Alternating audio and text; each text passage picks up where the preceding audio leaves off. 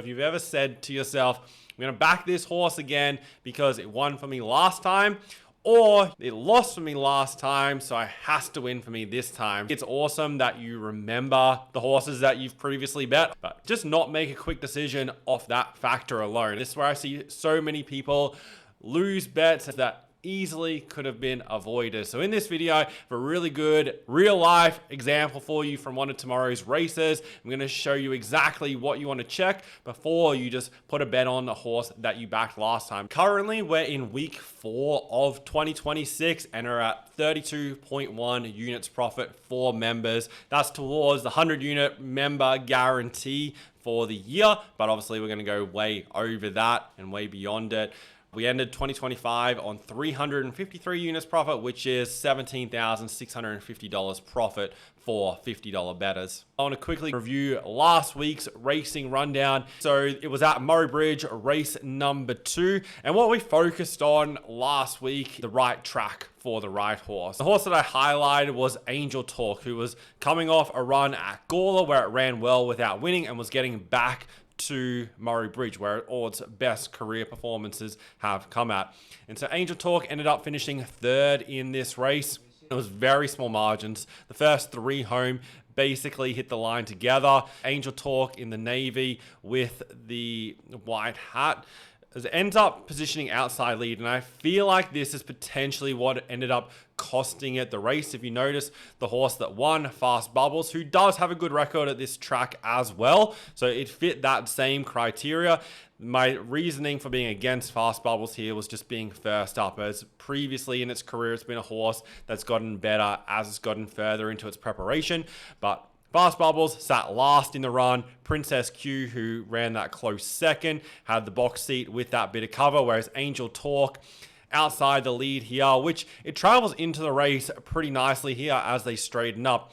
However, I feel like it was just exposed a little bit too long, and if Emily Finnegan was able to, if it was a slightly bigger field and she had a horse come across and settle outside the lead and she could have got the 1 out 1 back spot and get a drag into the race that way, then I think it could have been a slightly different result, because you just see hits the front here at the 100 and then tires in the last final few strides with Fast Bubbles getting up along the outside and Princess Q diving through. So horses back with cover were suited in this race, and that was the exact opposite of where Angel Talk was. The race that I want to focus on for you guys for tomorrow, and the lesson for this video, an example, is race 10 at Caulfield tomorrow. It's over 1,600 meters. One thing you always want to do is bring up the track map if you're not aware of it and look at where the 1,600 starting position is, or whatever distance it is. As you can see at Caulfield, they start around here on the side. So barriers are pretty important from this starting position, especially in bigger fields. This one, not so much, but it's still definitely an advantage to be drawn midfield to low barriers to ensure you get a soft run around that first turn. You ideally don't want to be 3 wide through that part of the race. It's a benchmark 78 as well. So you have 2 horses that really sit at the top of the market here. Number 5, Touchdown, and then number 12, Yes I Know, who is on the quick backup after running 3rd at Flemington last Saturday.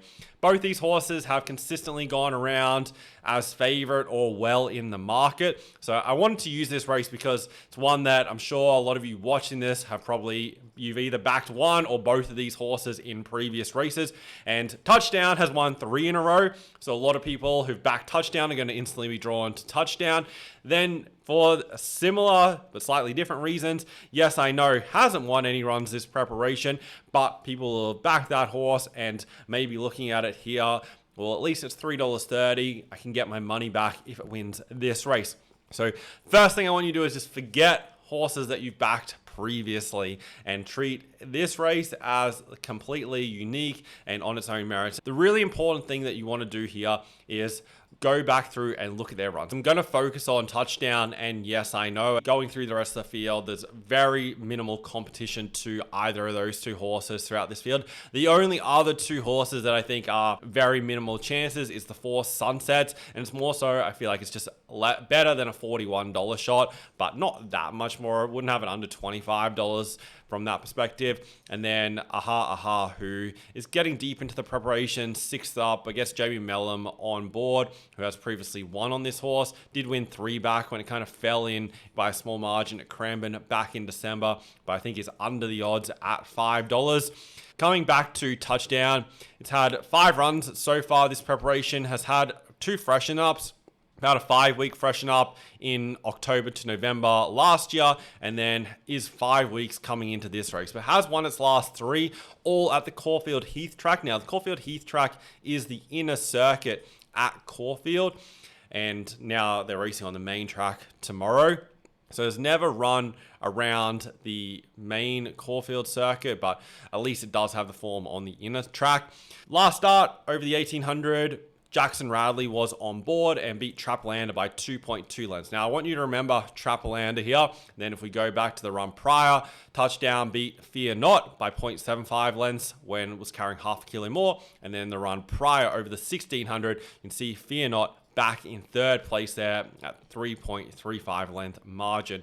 So this is really, really important, because then if we bring up Yes I Know, who down here at the bottom, if we bring up its recent run, so you've got Fear Not, Yes I Know was 1.4 lengths away last Saturday. Then at Flemington, the start prior, was 0.75 lengths away. And then at Ballarat, so 2 defeats to Fear Not, and then at Ballarat was 3rd and just under half a length off Trapalander. Now, this race was copping some interference by a riderless horse, so you can factor that one in a little bit.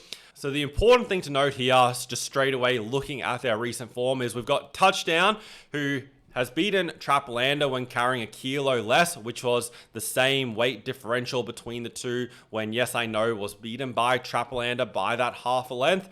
And then they both faced Fear Not twice. Touchdown has beaten Fear Not on both occasions. The first time carried 2 kilos less, and then the second time carried half a kilo more than Fear Not. And then Yes I Know has raced Fear Not twice and lost to it both times. One time carrying half kilo less, and then the second time when it was a 1.4 length margin carrying 3 kilos less. So purely based off the weights, you have to really favor Touchdown going into this. So then the next thing you want to do is go back through and watch the replays and see what's happened. You're able to see how they line up against each other based off the horses that they've beaten. Don't just look at their finishing positions, also look at the horses that have finished around them. Then not only you've seen the margins, but you just want to go back through and look at how they got to those margins. So this is Touchdown in the race against Trapalander, who ran 2nd to Touchdown. So Trapalander was a touch slow away from the wide draw in the small fields, 5 runners here.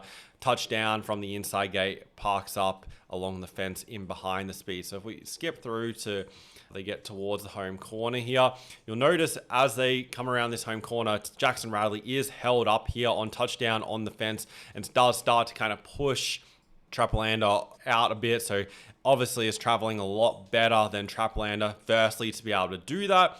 And then as they straighten up, you'll notice here how hard ridden Trapalander is being, whereas jockey Jackson Radley on Touchdown is very soft, pulls the whip there with just over 100 to go, and then hands and heels to the line, running away from them.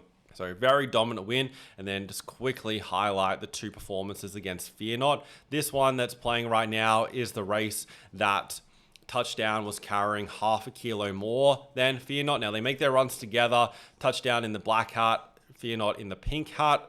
Those are the 2 widest ones looming up around the corner. So you'll see how they went against each other. Now keep in mind, Touchdown beat Fear Not here, carrying more weight, and Fear Not has beaten Yes I Know at the last couple of occasions, carrying more weight than Yes I Know. So that's really important. Now it was fairly close, but Fear Not somewhat peaks on the run there at the 50, and Touchdown comfortably holding in a big margin 2/3. So that shows that was a very strong form reference. I won't go back to the other replay of Touchdown over the 1600, but that is the distance that they're contesting at tomorrow. I'm going to sit here and watch so many replays.